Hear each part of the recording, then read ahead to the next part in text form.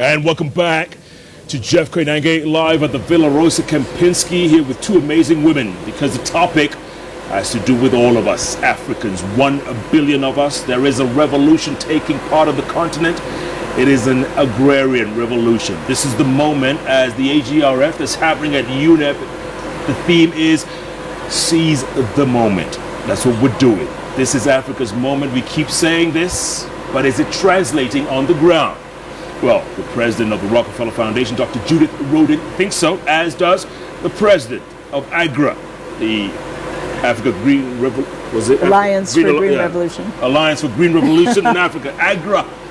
Dr. Agnes Kalibata also surely feels, and they're here on the bench. Keep tweeting at Rockefeller FDN, at AGRA Alliance, at Koinange Jeff, the hashtag AGRF2016.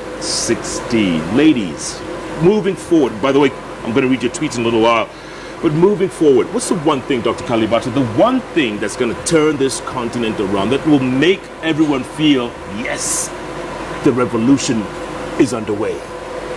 Yesterday, today we had amazing things. We had lots of commitments. We had our leadership recommit, said the things that we want to hear. We had them call for better accountability for all of us, not for just themselves. We know what we need to do through the contribution of the Rockefeller Foundation, the Bill and Melinda Gates Foundation, and several others. We know we have the technologies we need. For me, there's only one thing you got to do. Take it to the farmer, like Norman Borlaug said. We have an opportunity to take the right tools to the farmer now. And we won't take these things to the farmer unless we do everything that we need to do to open Africa's value chains and make the continent proud of its agricultural sector and make agriculture for the continent.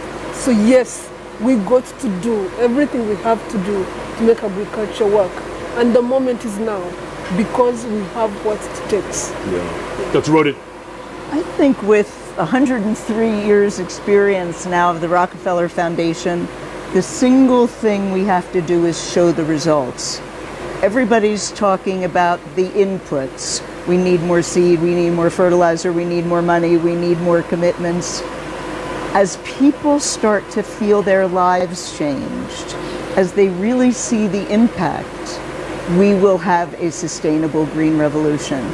But until that time, if it doesn't touch their lives in tangible ways, if it doesn't affect the bottom line in tangible ways, and if it doesn't show how a country can transform itself with partners, then we're not going to have a sustainable green revolution. Absolutely. And when you find folks like the Bill and Melinda Gates Foundation, Bono and his one, Rockefeller Foundation, when you find them as committed as they are to this continent, what do you guys say moving forward? How does that make you all feel? We feel at least as one. Is there pressure? Is there pressure? No, at least as one on the other side, on the side of receiving people's monies that could be doing something else, but they've decided to put it in this place. Being where I am today, a daughter of a farmer that has actually been able to see what differences we could make if we do the right thing. Yes, there's immense pressure to do the right thing. There's immense pressure to account, not just to the people who are giving us the resources, but to those farmers that have put so much hope and faith in us. Remember, each of us, at least people of my generation, each of us were raised by a village. We were not raised by our fathers and mothers. We were raised by a community. We owe them everything that we have. So we need to give back. So I do feel the pressure. Is it too late to go into farming? Because 30 years ago, when I was in high school, I said that when I grow up, I wanted to be an agricultural economist. I said that. I couldn't say I wanted to be a farmer. It's never too late. President Obasanjo went back to the farm, and he calls himself a farmer. Yeah. Jeff Rapes, who was the former CEO of the Bill and Melinda Gates Foundation, is back on his farm in rural Nebraska. So again, people are now aspiring, even later in life, to become farmers. But we don't want the old fogies to do it. We want the young people to get into farming and really understand its potential. For us at Rockefeller, the commitment to Africa is so deep and so important. We have 3 continent leaders on our very small board: Strive Masiyiwa, Donald Kaberuka, the former head of the African Development Bank, and Ngozi Okonjo-Iweala, the former finance minister and foreign minister of Nigeria. And they so deeply understand, so we can't get away with making commitments that sound grand and bold, because they know the amount of work and they know all the touch points that it will take to make it real. And so for us too, we feel very pressured to make this work in a good way. It's fantastic pressure. Yeah. Because we're also committed. And other If there's any consolation, yes. if I wasn't doing this job, I would be farming. Is that right? Yes. And I would be wouldn't. loving I'm a it city every girl. minute. I don't know anything about farming except what I've learned running Rockefeller. Yeah. So not everyone has to be a farmer. Yeah. Some of us have to eat the produce, Exactly. make money in different ways. So the idea isn't to glorify it. The idea is really to say, this is amazing as an opportunity for those young people who are really looking for new ways to become entrepreneurs, new ways to strike out on their own.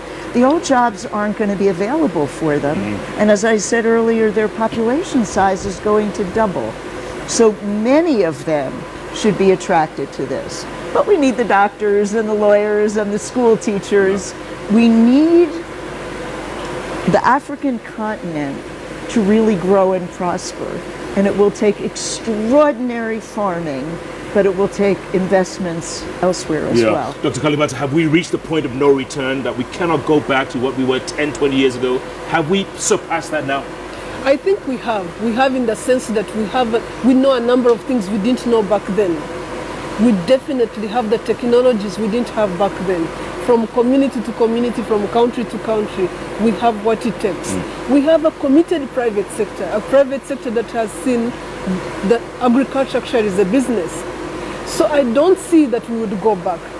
I see that we would be getting many more investments. The reason we are driving Seize the Moment is because we want to fast track the pace at which we are doing business. But I don't see us going back. I see, even if we stopped now as public institutions, the private sector is prepared to continue driving these things. But we can do much more. And we haven't finished doing our part. We need to put in place regulatory institutions, like President Kenyatta said today, that will drive the work that the private sector does. We need to continue nurturing the flow of finances, like we had the President say today. So all those things that we need to do, we will do, but we need to fast track. That's the Seize the Moment. We need to seize this opportunity that a lot is already beginning to happen, to move faster. Because if we don't, come 2025, at this pace, we'll still be $800 below where we should be at per capita income. So we need to close that gap. Absolutely. The team you mentioned earlier on, I mean, it's an A team of folks, from Strive to Dr. Ngozi to Dr. Kaberuka. Do you feel you have the A team of people on the continent? And by that I include people like Dr. Kiwumi Adesina, who used to be at AGRA, is now the president of the African Development Bank. Is the team out there, the committed folks out there? Yes, the committed folks are on the field. And many of them are in these key leadership positions now where they really can make a difference. And we're seeing it in agriculture ministers, importantly in finance ministers, because they do control the money, and obviously in the presidents. But in each of these key institutions, we see an amazing and important level of commitment. Agnes says she was raised by a community, raised by a village. This will take a village, every village and every sector, in order to make the progress that Seize the Moment is really all about. Yeah, but there'll always be skeptics, won't they? Well, deservedly so. That's why I say it will really happen when we can show the outcomes. The skeptics can't carp when they see results, but they can currently complain that the results are too minimal, the commitment's too great for the outcomes produced. And we need to keep showing them, the skeptics, that this can happen and it can work, and as Agnes says, in a fast-track way. Yeah, your president always talks about the Afro-pessimists. Those people who say Africa will never rise, will never grow out of this present state. What do you tell them? I mean, again, to go back to the Bill and Melinda Gates Foundation, let's talk about the optimistic people. Last year they published a letter where they are saying in 15 years alone, they expect that Africa will be in a completely different place. I'm part of those people who think that if we did the right thing, we all continue doing the right thing, we continue building the partnerships we are building, we will definitely be out of this situation that we find ourselves in.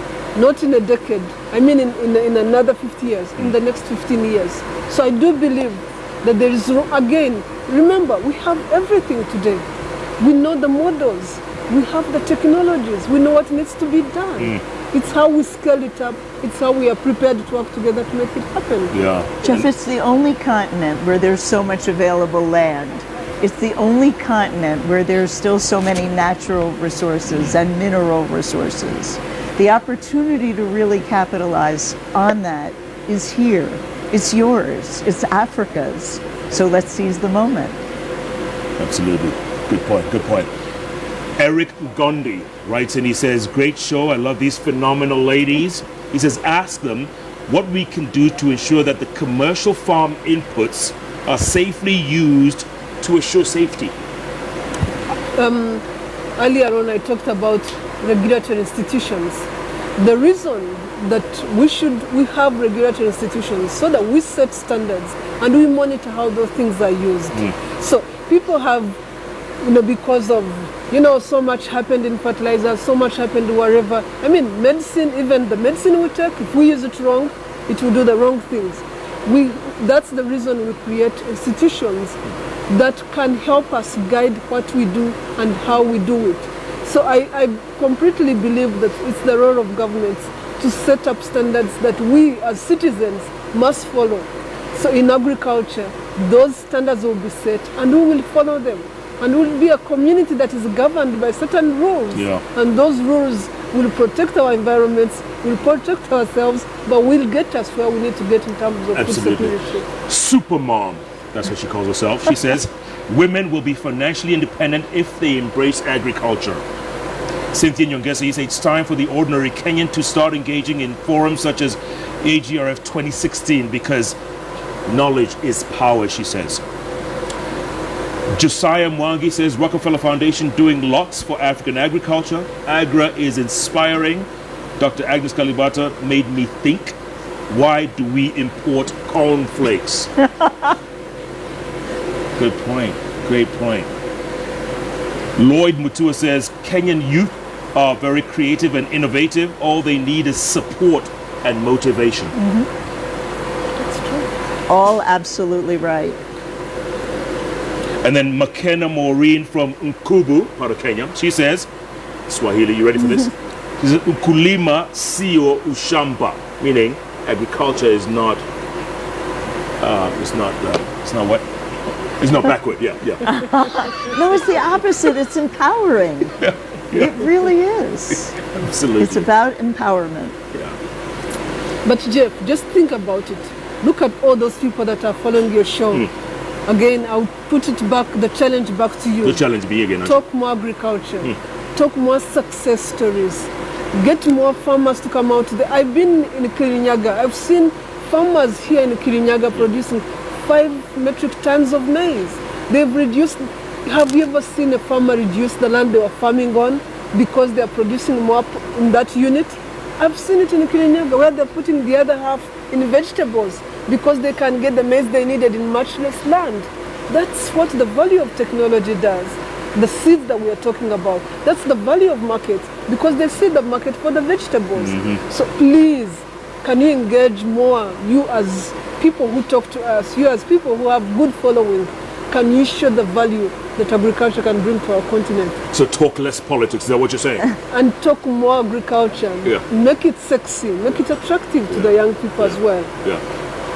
Let me ask you an unfair question, Dr. Rodin. What made it turn around? What was the turnaround in America, for instance? What was that big turnaround? Technology. It really was. But America really did not rely on smallholder farming. So it's a very different situation. So for these large-scale farms, having extraordinary technology where GPS is determining where your seeds go and weather satellites are telling you when to plant which row was transformational for the large farm. These are smallholders, and so they need different kinds of technologies. But we have a cassava farmer, for example, in Nigeria, who got a cold storage refrigerator on his farm. And merely by doing that and storing his cassava, he is able to go to market when the prices are the highest. So he's shopping the markets now rather than being the victim to when the cassava is ripe. So all of these technologies, big ones, small ones, are really game-changing. Yeah, you talked about cassava, and you talked about potato earlier on. What's the one crop that's going to turn this continent around? But let me just say something about technology, what Judy just said. Africa will need technology, but we also need policies that work to make that technology happen. America worked very hard to put its policies in place. Yeah. Let me just say that Japan, on the other side of the coin, actually did develop its agriculture on the back of 1 hectare pieces of land. They restructured the agriculture to ensure that every farmer had 1 hectare. But they did what? They made sure that those farmers had technologies. They made sure that those farmers had financing, and they pushed very hard to make that system work. So under difficult conditions, sometimes we find ourselves in, it's going to be technologies, but it's also going to be policies that drive how those technologies are used and how they are taken by farmers. Yeah. I mean, we see, you asked in the United States, we see the policy framework being so protective of farmers that there's almost, in this century, a backlash against that. So the policies that were framed in the 20th century really were to promote the interests of farmers, to assure food safety and the like. But we need more consistent policy frameworks here, and frameworks that go beyond which government is in power. One more question, then I'll ask you for some final thoughts, okay? Wawero T. Nganga says, how can young people in Kenya access support and grants to advance agribusiness? Well, there are a number of ways. Some of the ways to work with the communities we are working with to come. One of the things actually we are trying to do at AGRA is also create a young people's forum where we give them opportunities to come up with great ideas and finance those ideas. But AGRA is not the only institution that is doing it. African Development Bank has put in a huge chunk of money just to finance innovations. They've also put in a lot of money to create like digital labs that allow young kids to come up with ideas that can be financed. There are so many institutions that are trying to find new ideas that they can finance in the area of agriculture, whether they are banks, whether they are institutions like AGRA, but there are also other innovative ways of doing business, just starting small and growing those businesses. Most big businesses started extremely small, so it's starting somewhere, whatever the case. It's not always going to be that you have access to a pot of money to be able to grow your idea. Absolutely. Even small monies can grow your idea. People like to buy into something you've already invested in. People don't like to buy dreams. True. Gabriel Dinder says, please help Nicholas find markets for his onions. That's Final thoughts. Doctor, you first. Final thoughts. Well, I am so encouraged by this visit. Every time I'm here, I see something new that excites me. But this time, the sense of a shared commitment across the continent, across business and politics and civil society, young people, women, to make this happen now is not only contagious, because I think that contagion will matter, but it absolutely is focusing forward on the future. It's not making excuses, it's not looking back, it's not a kind of woe is me. You talked about that kind of mindset. This is incredibly different. The capital is actually available, and so young people ought to answer challenges. They ought to look for microfinancing. It's available. There's crowdfunding that now is becoming very popular, where you pop your idea onto a mobile technology or a website, and you ask others to put in a little bit of money, and you make them partners in your enterprise. It's catching all over the world. No reason why young people shouldn't use it here. Absolutely. Good points. Great points, Doc. Doctor, final thoughts?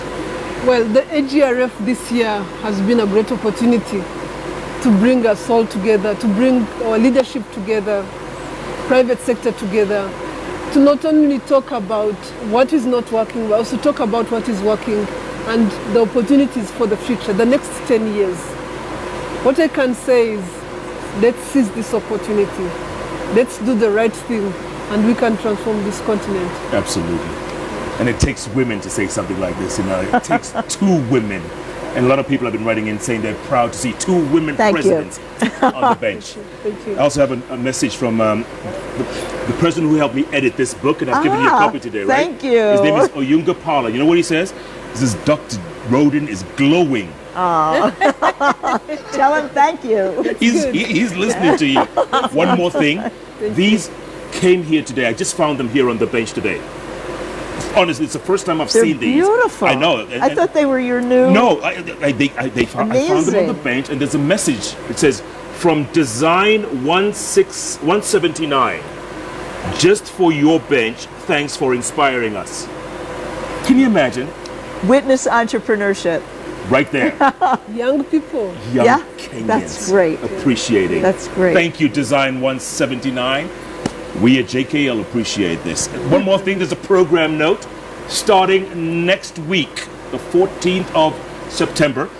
Good news for all football lovers. KTN has won the rights to the Champions League, so every Wednesday, JKL will not be shown on KTN Home, but we will be on KTN News on Wednesdays. Make a note of that because of the European Champions League. But on Thursdays, JKL will be both on Home and on News at 10 p.m. In the meantime, thanks so much, ladies, for joining us. This is great, Doctor. Having us. Doctor, thank you, Doctor. Enjoy the rest of the sessions. Thank you. And you'll be tomorrow this weekend, aren't you? I am. Oh, look at Great that. excitement. You know that is the single most spectacular event ever filmed. Do you know that? I can imagine. You're going to see it. Absolutely. I'm And once you do thrilled. that, go back to America and tell people about it. I will indeed. And tell Hillary when you go work for her. You really have a job secured. You're going to say you heard it here first. You know? That's fine. Thanks so much, ladies. You're Thank you. fantastic. And Thank you. God Thank bless you. you all, and keep doing what you do. Thank you. Very good. Thank you. Thanks so much for joining us. Tomorrow night, we're going to have 4 guests who have to do with the social media awards. So everyone from Brian Woolley to OLX, the sponsors, to Brian Gashara, who's a recipient of social media. And we'll be talking about the issue in the award ceremony, which happens in 2 weeks. Join us tomorrow night, right here, KTN, 10 p.m. In the meantime, keep tweeting at Rockefeller-FDN, at Agri-Alliance, at Koinange Jeff, the hashtag AGRF2060. Thanks again for joining us. Good night. Good luck. Thank you. God bless. Thank you. Thank you, That was great.